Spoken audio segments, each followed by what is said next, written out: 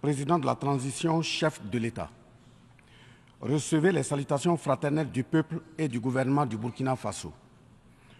Au nom du peuple burkinabé, je m'incline respectueusement sur la mémoire des grands leaders dans le monde qui ont fait rêver et espérer d'une société humaine juste et équitable à travers leur engagement, détermination et esprit de sacrifice.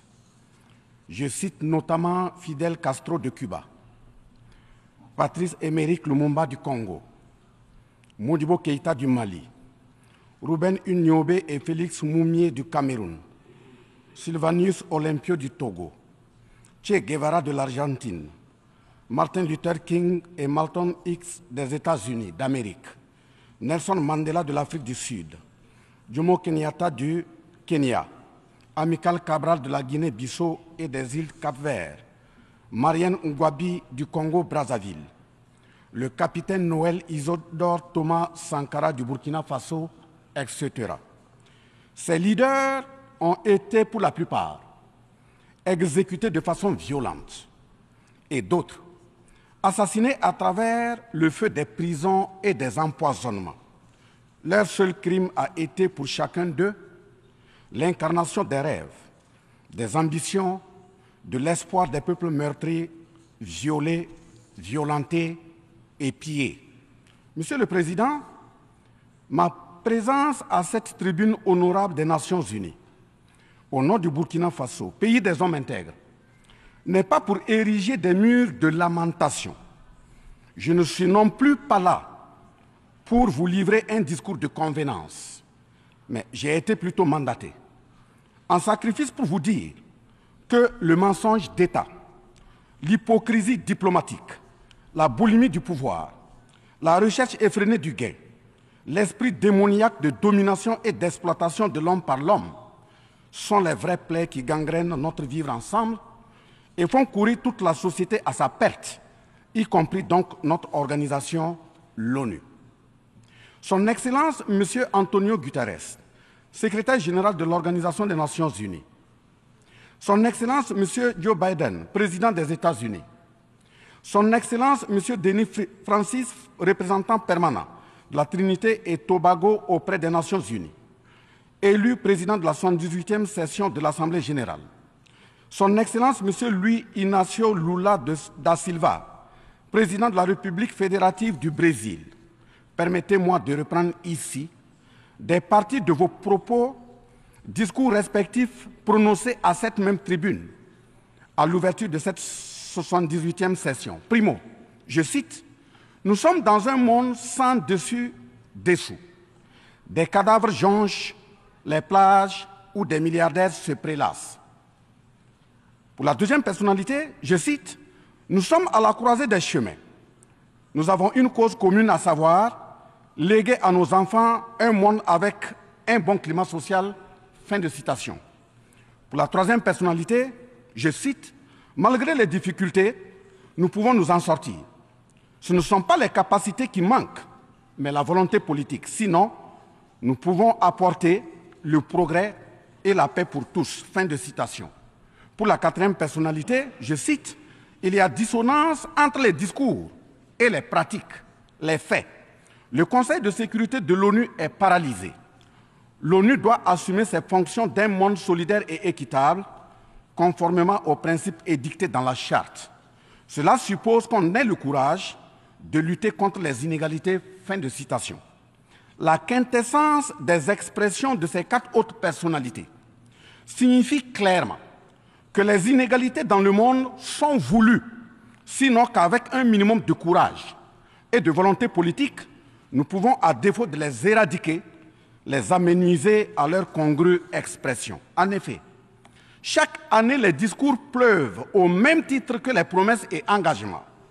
Les preuves de la dissonance entre les discours et les faits sur ces questions de principes contenus dans la Charte de l'ONU, dont la justice, l'égalité, la dignité, l'intégrité, le droit à l'autodétermination, la souveraineté des États, l'inviolabilité du territoire et le respect du droit international sont ce qui se passe en Libye, dans le Sahel précisément sur le Niger et sur la crise entre la Russie et l'Ukraine. D'abord, en Libye, Suite à cette catastrophe diluvienne, des milliers de voix ont été fauchées, des milliers de vies donc ont été fauchées, pour badigeonner nos consciences de tranquillité transparente. Chaque nation se précipite pour présenter sa compassion, sa solidarité. C'est certes pour donner l'impression que nous vivons en société et que nous défendons des valeurs. L'honnêteté intellectuelle recommande et l'histoire des consciences nous reflète que nous devons présenter nos sincères excuses au peuple libyen pour avoir été, collectivement et individuellement, par passivité condamnable ou par complicité active et inacceptable, aux côtés des bourreaux qui ont été la première catastrophe anthropique en Libye. C'est cette catastrophe qui a mis la Libye à genoux en la saccageant et tuant son guide avant que les eaux de déluge ne viennent l'endeuiller davantage. Et malheureusement, à la tête de cette catastrophe humaine était l'ONU sous la résolution 1970. Et le silence coupable voit la complicité de la CEDEAO et de l'Union africaine. Cette macabre intervention, avec la France de Nicolas Sarkozy en tête, a liquidé le guide libyen, le colonel Muammar Kadhafi, le 20 octobre 2011. Si les condoléances au peuple libyen avaient un minimum de bon sens et sans hypocrisie, cette diplomatie macabre n'aurait jamais lieu autour du cas du Niger pour y créer une Libye bis. Ensuite, pour preuve que les relations internationales sont teintées d'une haute hypocrisie diplomatique, dénudées de conscience, de morale, de dignité, d'intégrité, de justice, donc de paix, ce sont encore les mêmes gesticulations dans un aliment scandaleusement mortifère qui s'agitent comme des fauves autour de leur proie blessée pour la dévorer. Aujourd'hui, nous avons fait le constat malheureux que, contrairement au discours de profession de bonne foi prononcé à cette tribune de l'ONU, invitant au respect de la Charte de l'ONU et du droit international, les dirigeants représentant le peuple frère du Niger ont été pratiquement interdits d'accès au siège des Nations Unies. Le Burkina Faso condamne fermement cette manœuvre sordide qui relève de pratiques moyenâgeuses. Cela ne peut évidemment se faire que par des esprits en perte de valeurs essentielles pour toute vie harmonieuse en société. De ce fait, nous renchérissons pour dire que l'ONU ne doit en aucun cas être un instrument dans les mains d'un quelconque pays. Les leaders panafricanistes qui se sont battus pour l'unité africaine, nos grands-parents qui sont tombés dignement sous les balles assassines des colons, les dignes fils africains qui se sont sacrifiés pour l'honneur sur le continent et qui ont lutté férocement contre la traite négrière et le néocolonialisme, ont eu leur sommeil de guerriers perturbé pour avoir entendu qu'une poignée d'enfants égarés de l'Afrique tiennent le Niger, telle une boule de coton, à l'envahisseur afin qu'il y mette le feu. Oui, cher continent africain, une poignée de tes enfants a décidé de t'humilier et de te vilipender à travers le mensonge éhonté d'État, en commençant par le Niger. Par conséquent, je lance un appel vibrant et solennel au peuple sénégalais, béninois, nigérien, ghanéen, tchadien, ivoirien, comorien, bissau-guinéen et tous les peuples d'Afrique à se mobiliser davantage dans la fraternité et la solidarité africaine afin d'éviter que les impérialistes mettent le feu au Niger, comme le cas de la Libye. Monsieur le Président, Monsieur le Secrétaire général, distingué personnalité, j'insiste à cette tribune de l'ONU et devant le monde entier que la CEDEAO, l'Union africaine et l'ONU doivent impérativement se muer en des organisations véritables des peuples en lieu et place de structures d'une minorité de chefs d'État. Elles ne doivent pas être utilisées et instrumentalisées pour déstabiliser des pays frères en assassinant leurs leaders. Ce n'est qu'à ce prix que la charte de l'ONU et le droit international auront un sens. Enfin, parlant de la charte de l'ONU et du droit international, un conflit entre la Russie et l'Ukraine est entretenu et voulu par certaines puissances. Ainsi, plusieurs pays occidentaux, notamment les États-Unis et l'Union européenne, y ont déversé toute sorte de soutien, notamment militaire. Les populations civiles ukrainiennes, engagées comme volontaires, dont certains pilotent même des chars, sont félicités et traités de patriotes. Le Mali, le Niger et le Burkina Faso font face à une guerre qui leur a été imposée par l'impérialisme sous le couvert de terroristes de tout acabit, sémant terreur et désolation.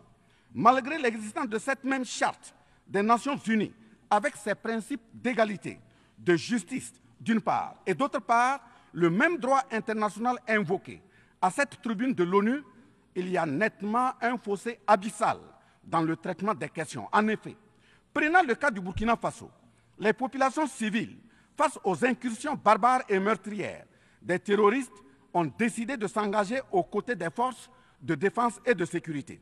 Ces populations ainsi engagées, formées et encadrées par les FDS, sont appelées des volontaires pour la défense de la patrie. Ainsi, au Burkina Faso, nous avons 58 000 VDP, dont 42 000 VDP communaux et 16 000 VDP nationaux, qui combattent sur tous les fronts aux côtés des forces de défense et de sécurité, formées, encadrées, orientées par elles.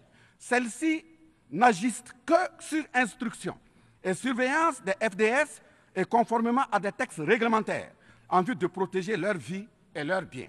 Ce sont ces patriotes que certains chefs d'État de la CEDEAO et de l'Union africaine, sur instrumentalisation de puissances impérialistes capitalistes, tentent de faire croire à la communauté internationale que ce sont des milices. C'est cela le mensonge éhonté d'État. Monsieur le Président, si la communauté internationale était honnête et sincère dans son engagement contre le terrorisme, il ne perdurera point, de sorte à ce que des populations civiles s'engagent et se forment pour assurer leur propre défense. Parlant d'un manque de franchise de cette communauté internationale, voici les exemples. Premièrement, lorsque le Mali, le Burkina Faso, le Niger et d'autres pays se sont organisés sur leurs frontières communes en mutualisant leurs forces pour faire face au terrorisme, la France est venue de nulle part imposer son instrument qu'est le G5 Sahel. Aujourd'hui, la CEDEAO, qui a subitement une force d'intervention pour établir des démocraties, a annoncé un apport de 2 milliards de dollars US. Mais à la création de cette G5 Sahel, jusqu'à nos jours, à sa vaporisation, cette CEDEAO n'a pu débourser que 25 millions de dollars, 25 millions de dollars US. Où est donc le sérieux dans la défense des vies humaines prônée par la Déclaration universelle des droits de l'homme et des peuples? Deuxièmement, le Burkina Faso subit des sanctions cyniques suite au coup d'État du 30 septembre 2022.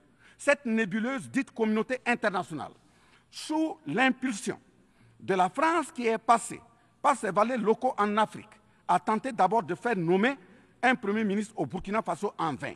Ensuite, ils sont passés à l'imposition de ministres dans des postes stratégiques au sein du gouvernement burkinabé en vain. Et enfin, ils ont négocié le maintien des relations afin que le capitaine Ibrahim Traoré mette en œuvre tout ce qu'ils décideront, condition sine qua non d'une durée à souhait au pouvoir. L'ayant aussi refusé, au nom de l'intérêt supérieur de son peuple, une avalanche de mesures répressives, de menaces, de tentatives de coup d'État, manœuvres immorales sont en élaboration dans des laboratoires criminels. Et malheureusement, toutes ces manœuvres et missions macabres sont pilotées en marionnettes téléguidées par des personnages de couloir présidentiel africains. C'est ainsi que même cette fameuse initiative d'Accra, sans le Mali, n'a pas fait long feu. Troisièmement, en plus des coupures d'aide, d'annulation de conventions de formation de nos forces de défense et de sécurité, nous assistons au blocage de notre matériel militaire, commandé avec la sueur de nos compatriotes, toujours sous l'impulsion de la France.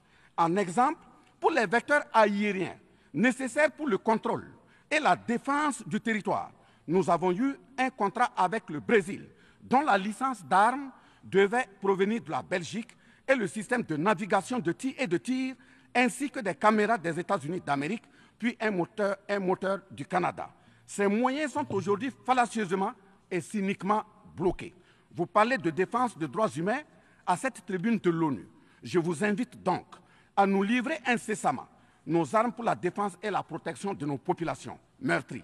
En tout état de cause, vous êtes solennellement saisis.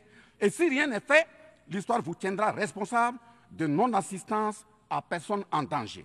Monsieur le Président, Monsieur le Secrétaire général, ce tableau peu reluisant de cette communauté internationale caractérisée par la non-assistance à États en proie au terrorisme, l'hypocrisie internationale, la suprématie de quelques puissances au sein de l'ONU, la complicité au pillage de l'Afrique, etc., ne commande-t-il pas la traduction de cette communauté internationale devant la Cour pénale internationale? En un mot, notre sécurité sera assurée par nous-mêmes en priorité et non par quelqu'un d'autre. Sur la question de la présence de Wagner au Burkina Faso, chantée par une certaine presse téléguidée depuis l'Élysée, je répondrai ceci. Oui, Monsieur le Président, c'est nous les Wagner du Burkina Faso. Oui, ces braves forces de défense et de sécurité et volontaires pour la défense de la patrie sont les Wagner du Burkina Faso. Par conséquent, du haut de cette tribune de l'ONU, je magnifie le sacrifice de tout patriote au nom de l'intérêt national.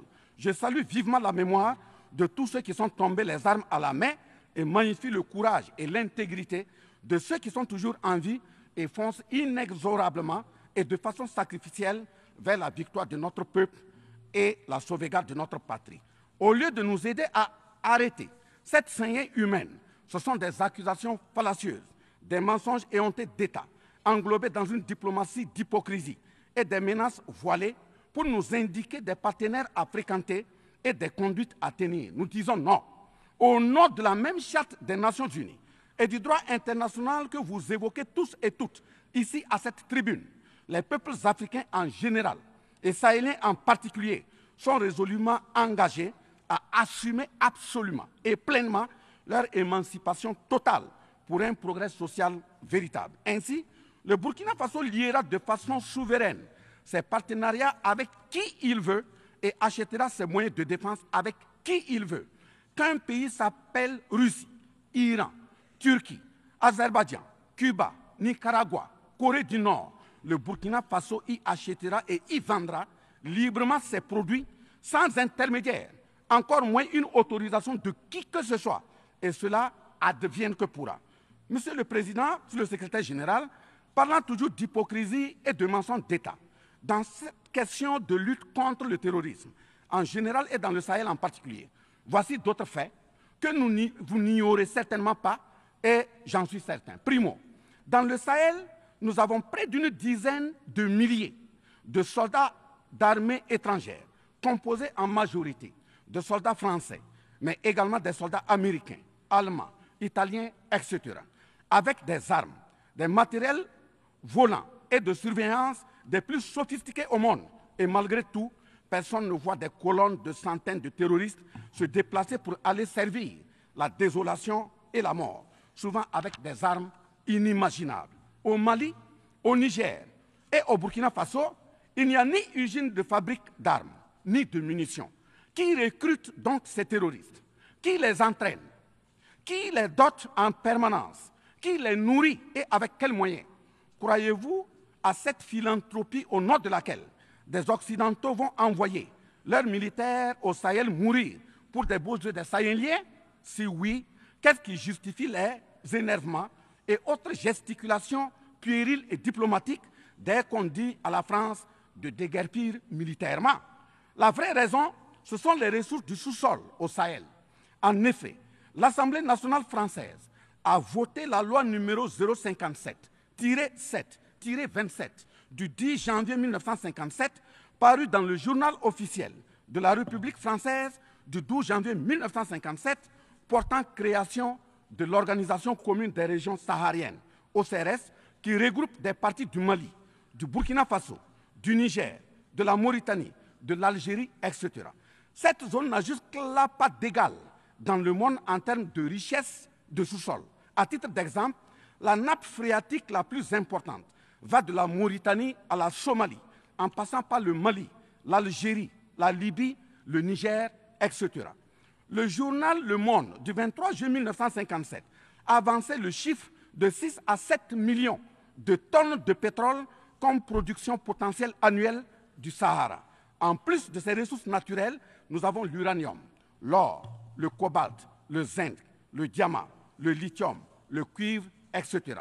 Si vous, les Occidentaux, vous aimez tant les Sahéliens pour y amener vos militaires, mourir au nom de la démocratie, de la liberté, des droits humains et de la paix, pourquoi tout le continent africain, qui compte 1,3 milliard d'habitants, dont le deuxième continent le plus peuplé, avec 30 415 873 km² et 54 États, n'a aucun siège permanent au sein du Conseil de sécurité avec un droit de veto. N'est-ce pas là, au-delà d'un crime d'État, un crime onusien? Donc, halte aux mentions diplomatiques grossiers consistant à dire que ces puissances impérialistes viennent au Sahel pour défendre la démocratie et des droits humains. Parlant de droits humains, je vous rappelle que la première charte au monde sur cette question de droits humains de l'homme est bien celle de Kouroukan Fougan de 1236 au Mandé actuel Mali. De ce fait que les moralisateurs expansionnistes gardent leur rhétorique de respect des droits humains à géométrie variable pour leurs terroristes qu'ils encadrent. Secondo, l'Afrique n'aime pas comparer les morts. C'est un manque d'éducation que de le faire. Par conséquent, je m'incline respectueusement sur la mémoire de toutes les nationalités ayant perdu la vie en Afrique en général et au Sahel en particulier. Ainsi, sur les sorties hasardeuses, condescendantes et malheureuses du président de la République française Emmanuel Macron, et qui frise souvent le ridicule, tout en se glorifiant d'une hypothétique condescendance sur les peuples africains, je m'impose le devoir de lui faire un petit cours d'histoire sur sa propre histoire. Voilà pourquoi les salles de classe sont faites pour que les enfants apprennent les cours et grandissent bien, que de s'adonner à autre chose, au risque de se perdre à jamais. Mais pour commencer, je précise qu'aucun peuple africain ne s'est opposé au peuple français. Il n'y a pas donc de sentiment anti-français en Afrique. Il n'y en aura jamais du fait de notre légendaire hospitalité et amour du prochain. Il n'y a que les peuples africains refusent la condescendance, l'arrogance, l'insolence, la suffisance, le paternalisme, le pillage de ses ressources et le crime organisé. En effet, pour votre mémoire, M. Emmanuel Macron, d'abord, je rappelle l'appel à travers la BBC en Angleterre le 14 juin 1940, lancé par votre propre grand-père, le général de Gaulle, à l'endroit de l'Afrique pour venir sauver la France des griffes des nazis. Comme rappel, nous avons 17 000 Maliens morts pendant les 2 guerres mondiales, d'une dette de sang que la France semble avoir occultée. S'ils le veulent, qu'ils aillent dans le livre, confère livre de Bakary Kamia, professeur agrégé de l'université Sorbonne. J'ajoute dans ce même document, à la page 344, au tableau 21, les vétérans soudanais des 2 guerres. Il en résume un total du Burkina Faso, du Mali et du Niger à 82 208 combattants qui sont tombés. Et au niveau de l'Afrique occidentale française, il y a eu 154 519 combattants mobilisés, qu'ils se confèrent donc aux sources Henri Léger, rapport de fin de mission en AOF Dakar, le 13 juin 1950, archives du Sénégal, code 4 D 68, entre parenthèses 89, voire annexe 5. Ensuite, le 17 novembre 1986, François Mitterrand, président français d'alors, en réponse au capitaine Thomas Sankara, disait ceci, je cite, « L'Afrique a été pillée. J'ai parlé de matières premières. J'aurais dû parler des hommes. Pendant des siècles, on vous a exploité humainement. On a volé vos hommes, vos femmes, vos enfants. On s'est servi de vous. Je comprends votre refus, votre révolte, et j'approuve votre combat. Vous avez raison de refuser d'être un continent sacrifié. Le moment est venu où vous devez vous-même développer vos économies à partir de ces biens et de ces hommes. Et le devoir de ces pays qui ont profité abusivement du travail africain, c'est de restituer à l'Afrique une part de ce qui a été pris au travers des siècles derniers. Fin de citation. Effectivement, l'Afrique a toujours été vachement pillée, mais elle reste riche en hommes, en valeur et en richesse minière. Pour preuve, parlant de ses ressources minières, l'Afrique, c'est 30% des ressources minérales mondiales, 40% des réserves d'or, 33% des réserves de diamants, 80% des réserves de coltan, 60% des réserves de cobalt, 55% des réserves en uranium, etc. C'est pour la défense ferme de cette Afrique que la jeunesse africaine est plus que jamais debout. Monsieur Macron, avez-vous encore besoin d'un peu d'histoire pour vous remémorer Enfin, bien avant cette sortie regrettable et donc malheureuse du président français Emmanuel Macron, il s'était attaqué, comme tant d'autres de ses compatriotes politiciens, à la maternité africaine. Et là aussi, je tiens à lui rappeler que l'Allemagne compte 80 millions d'habitants environ sur une superficie de 347 000 km² face au Congo, qui a 95 millions d'habitants sur une superficie de 2 345 000 km².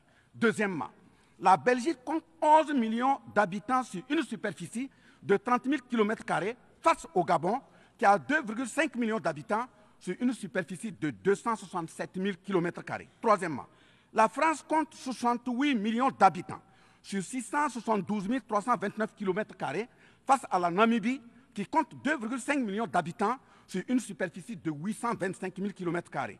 C'est fort de tout ce qui précède que, justement, Aimé Césaire, paix à son âme, disait, je cite, « L'Afrique est le seul continent au monde où les populations chantent et dansent et applaudissent pour ceux qui les appauvrissent, les affament et les torturent.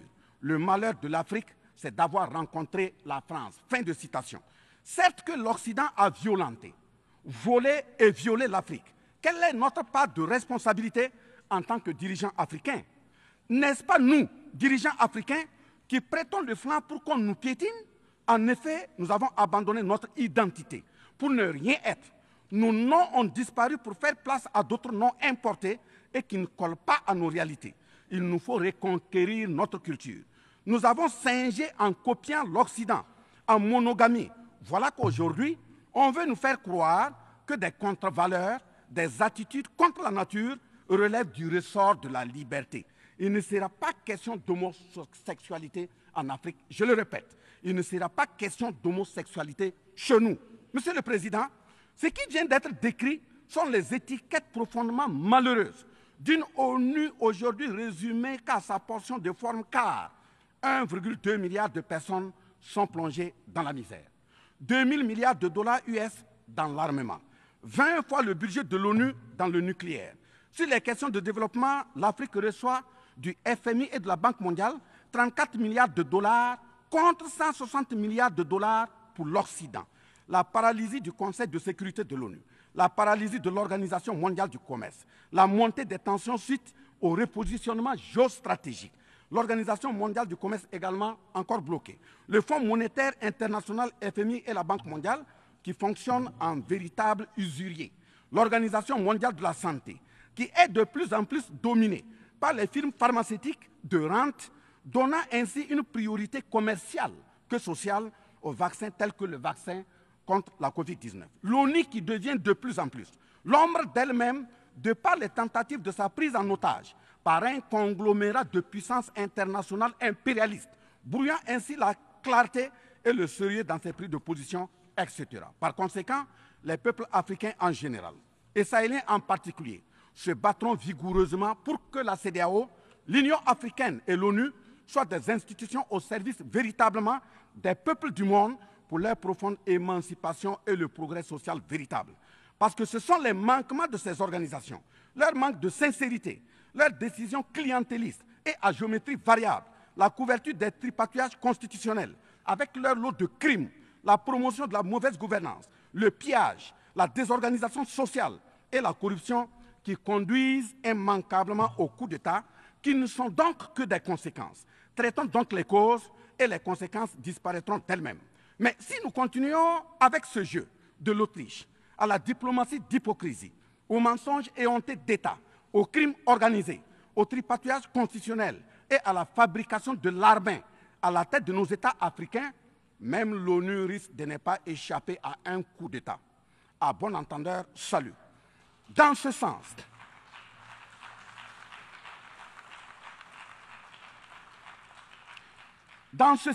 et afin de prendre leur destin en main, le Mali, le Niger et le Burkina Faso ont signé l'Alliance des États du Sahel, en abrégé AES. L'AES est une architecture pour la sécurisation de nos pays, partant du traité révisé de l'autorité de développement intégré de la région de l'Iptako-Gourma. Prenant en compte la situation sécuritaire et surtout le manque de franchise dans le partenariat, il s'agit de compter sur nos propres ressources en recherchant la mutualisation de nos moyens et à œuvrer à faire disparaître les discontinuités dans les espaces de manœuvre opérationnels. Monsieur le Président, je vous signifie avec force et fermeté, dans une haute et intelligible voix que, primo, nous, peuple africain, sommes foncièrement démocrates. Pour preuve, notre attachement à la dignité humaine transcende la démocratie. Ce que nous refusons, c'est moins donc la démocratie que le piège de la démocratie qui nous est tendu. Ainsi, la démocratie électoraliste s'est avérée un moyen de contrôle de nos États à travers le jeu de chaises musicales de dirigeants très souvent imposteurs, corrompus, voleurs, violeurs de constitution, car étrangers au seul intérêt de nos États africains qui vaillent. Secondo, nous, Africains, sommes-nous aujourd'hui reconnus dans notre dignité d'homme, au sens de un homme égal à un homme? La réponse assurément est non, au-delà des convenances circonstanciées, pour nous endormir et mieux nous asservir. Triste pour le continent noir, reconnu scientifiquement comme berceau de l'humanité, mais dans la réalité humilié, placé sous contrôle dominé. Des indépendances factices aux guerres fratricides, de la démocratie électoraliste aux aides biaisées, des guerres de rapine au terrorisme malicieusement fabriquées, entretenues et injectées dans nos contrées africaines, notamment au Mali, au Burkina Faso et au Niger. Il y a une seule constante: nous dominer, maintenir le pied sur notre cou, tel le cas de notre malheureux frère George Floyd aux États-Unis, ici même. Est-ce cela la démocratie? Et il se trouve des partisans de cette conception étriquée de la liberté pour justifier intellectuellement l'asservissement et la barbarie contre nos peuples en lutte pour leur dignité et leur souveraineté au nom d'un principe paradoxal de liberté qui, in fine, assassine la liberté. Oh liberté, quel crime n'a-t-on pas commis en ton nom? C'est pourquoi nous décidons désormais de dire non. Non à tous ces amis qui veulent du bien au point de nous menacer de guerre pour imposer leur amitié. Nous adapterons notre démocratie tant brandie et chantée par des loups dans des pots de bélier afin de sécréter par nous-mêmes le leadership politique adéquat pour nos peuples en vue de leur bonheur.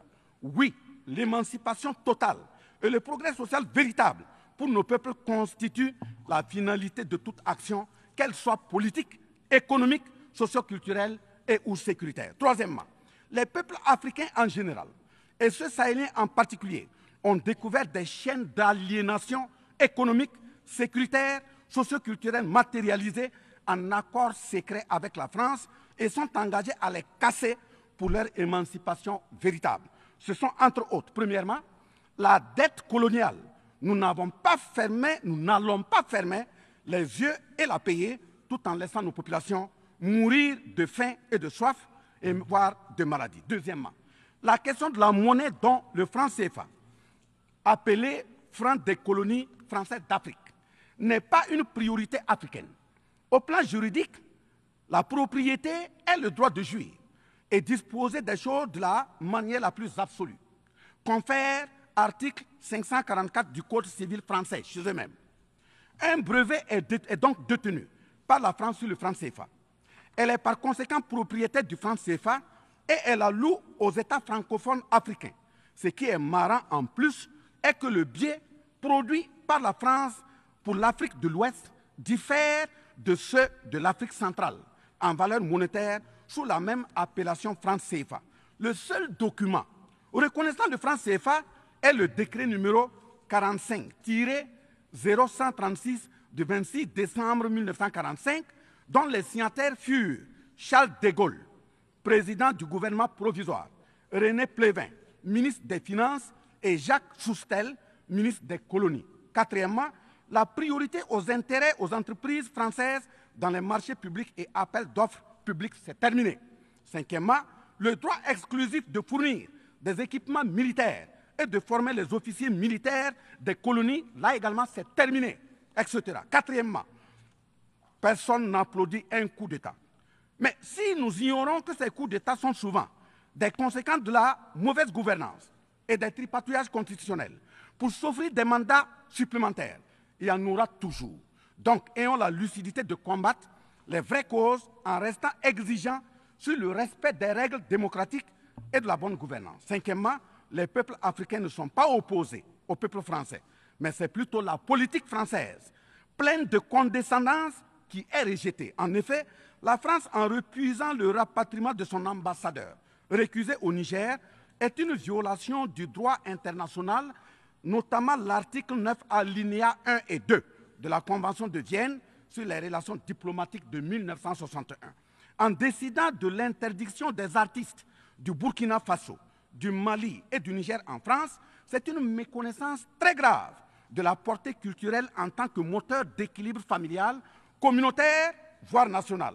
L'artiste est un médecin du psychique, même à distance. En déclarant qu'ils ne veulent pas de chômeurs, de migrants, de voleurs, etc. en France, nous en Afrique en général, et au Sahel en particulier, ce sont les producteurs de chômeurs et de voleurs via le pillage cynique de nos ressources que nous ne voulons pas.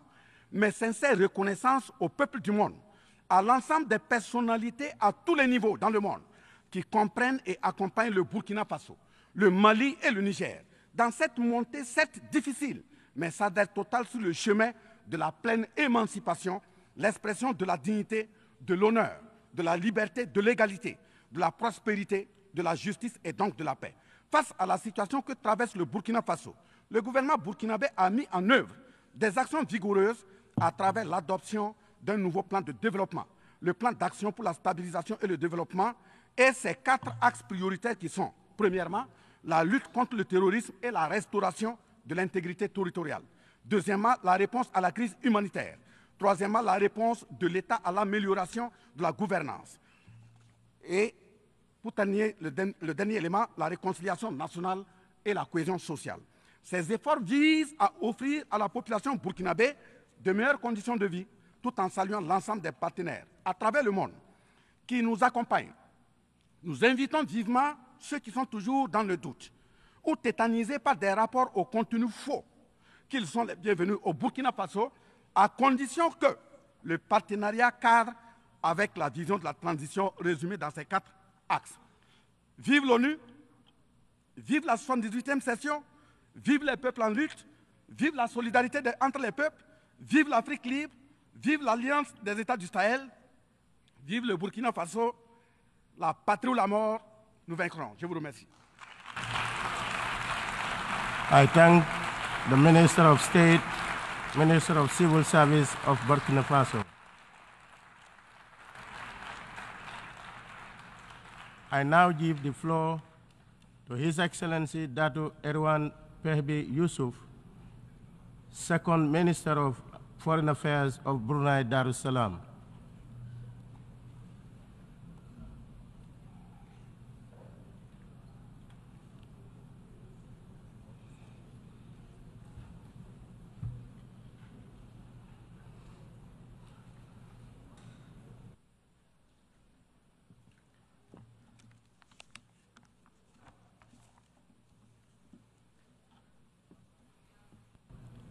Bismillahirrahmanirrahim. In the name